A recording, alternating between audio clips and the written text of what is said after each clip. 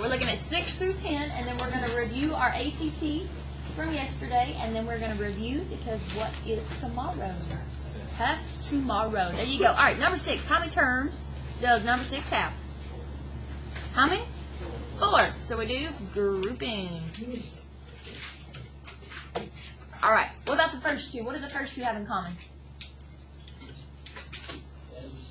N squared. There you go. So that leaves me with n plus 2. Y'all okay so far? Got it?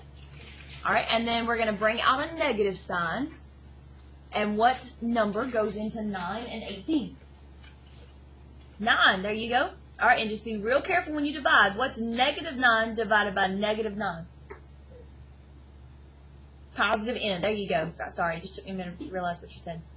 All right, what's negative 18 divided by negative 9? Positive or negative? There you go. And then they match up. So you have n plus 2, n squared minus 9. And that's not my answer. What do you notice?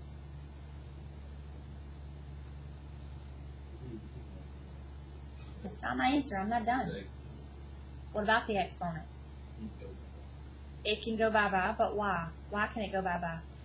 I had exponents in all my other ones. He said it could go bye-bye. Why can the exponent? Yeah, bye-bye. Like bye-bye. Bye, Felicia.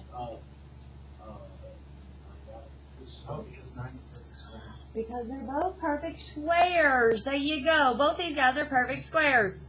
All right, so bring down the n plus 2. I know it. Life's difficult, isn't it? I know it. N minus 3 and n plus 3. There you go. Y'all okay?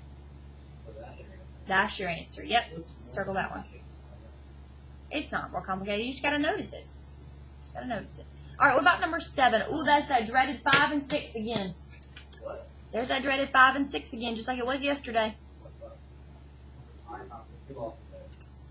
So when we were talking yesterday about number 3, told you to be very careful anytime you had 5 in the middle and 6 on the end, because there were about 4 different combinations.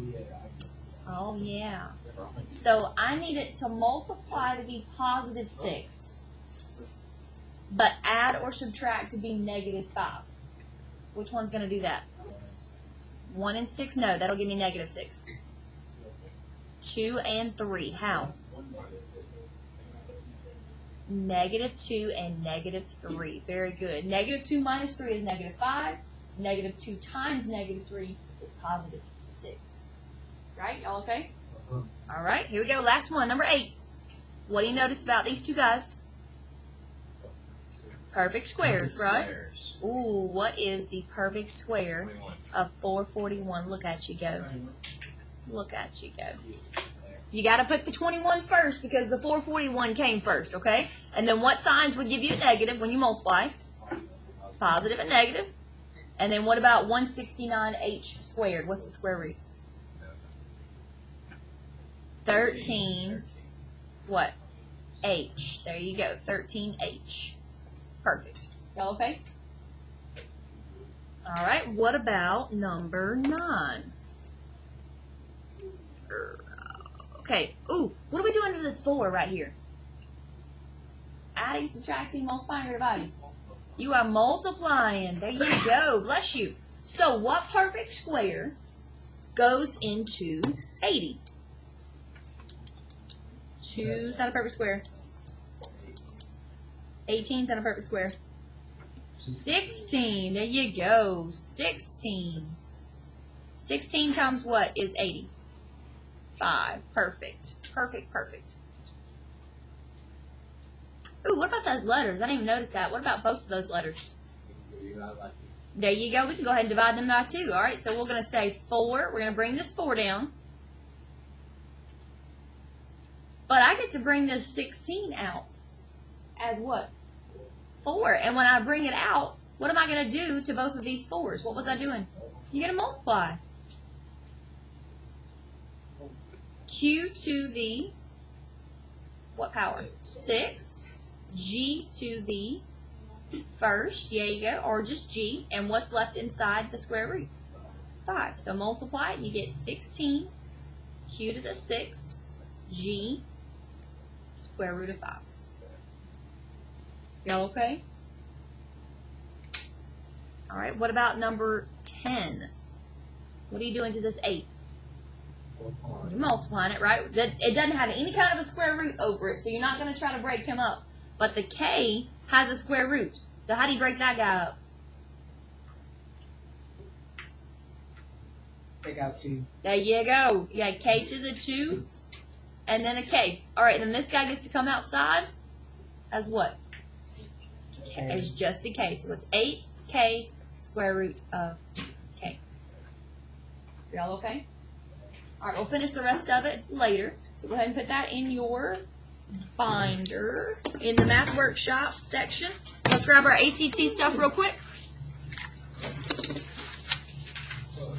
Oh, don't start that yawning. All right, let's look at number 17, guys.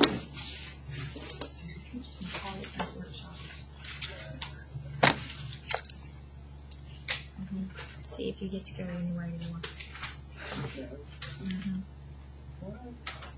All right, so they give you the first 5 terms, right? And you're trying to find the 6th term, and they were even nice and gave you this formula right here. So what term does it want me to find? The 6th term. So instead of a sub n, what? It's a sub 6. There you go. And instead of a sub 6 minus 1, what's 6 minus 1? That's a sub 5 plus parentheses 5 squared. There you go. And then they give you one of those things to plug in that little chart. Which one do they give you? A sub 5. There you go, which is 39. So what's your answer? 64. All right, now look. This is one of those things that I talked about in my study session on Saturday. You ready? Do not waste a second by writing 64 down. And I really wouldn't even waste a second writing 39 plus 25 down. Because if you shave 1 second off of each question, how many questions are on the math part of the ACT? 60. If you shave 1 second off of each question, you have shaved 1 minute off of your time. That's 1 minute that you could spend on a problem you didn't know how to do. Does that make sense to everybody? Just by not writing this stuff down. You have a calculator. Once you realize that this was 39, you just type in 39 plus 25, and you circle your answer. Does that make sense to everybody? Okay, I know it's hard to do because you've been trained to write all your steps down, but they're not even looking at any of your steps. The only thing they're looking at is your answer, okay? All right, let's look at number 8. Here we go. Some of y'all did it did 9 plus 1, and then it did 10 plus 4, and then 4, just did it like that and went up, which takes an extra minute, but you'll still get the same answer. I did put 9 on it, minus 1 squared. You did what? I put 9 where n is. Yeah. And then minus 1, and then it was 64. That's what I got. I don't know how. You got lucky. Yeah. You got lucky. If it was anything more of a complicated problem, it wouldn't work. All right, what about 18? We're going to read just the question, okay? Just the question. Huh? Well, yeah, but you want to look for words like what, where, which, things like that. So this is our keyword right here that we're going to start with. So which of the following equations goes through 0, 7? Ooh, guys, you have a 0. Anytime you had a 0, what was it always? Intercept. Intercept. So we have an intercept where? At 7. Which ones are the only ones that have an intercept at 7? G and J. G and J. You just took it from 5 answers to 2 answers. And is parallel.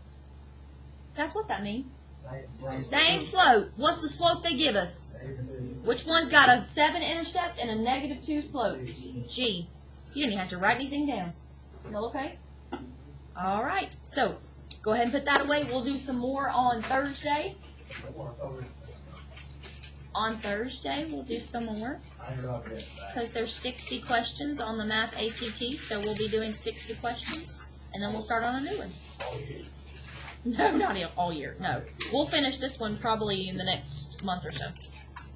All right, so where are we at? Page 10 and 11, right? Yeah. Yep. Study guide. Go ahead and grab your partner. Well, don't grab them. Please don't grab them. And we're on page 10 and 11. All right, now look, I really want you to make sure you look back and know how to do that swim problem. You remember what that swim problem is that we did the other day? Okay, maybe it's 11 and 12. Okay, it's 11 and 12. All right, that swim problem that we did the other day, where's it at? Page 6? Remember that swim problem that we did?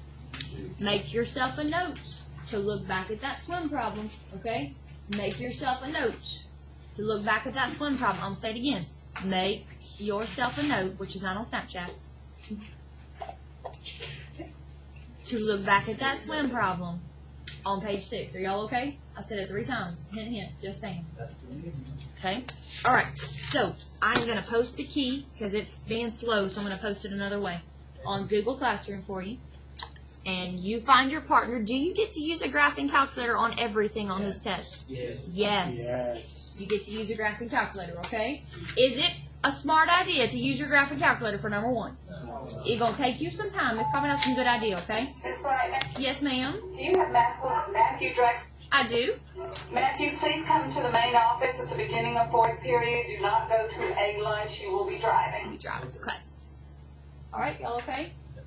Thank you. Thank you. Yes, Garrett.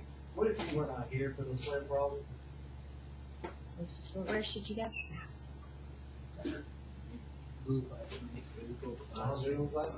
They always are here. Look back and find where it says page 6, swim problem. It will. It will. It will. All right, y'all go find your partner. Graphing calculator. Well, you better go tell your partner to wake his happy stuff up. He's not sleeping anyway. He's just got his head down. All right, find your partner, and let's work through while I get the key uploaded for y'all.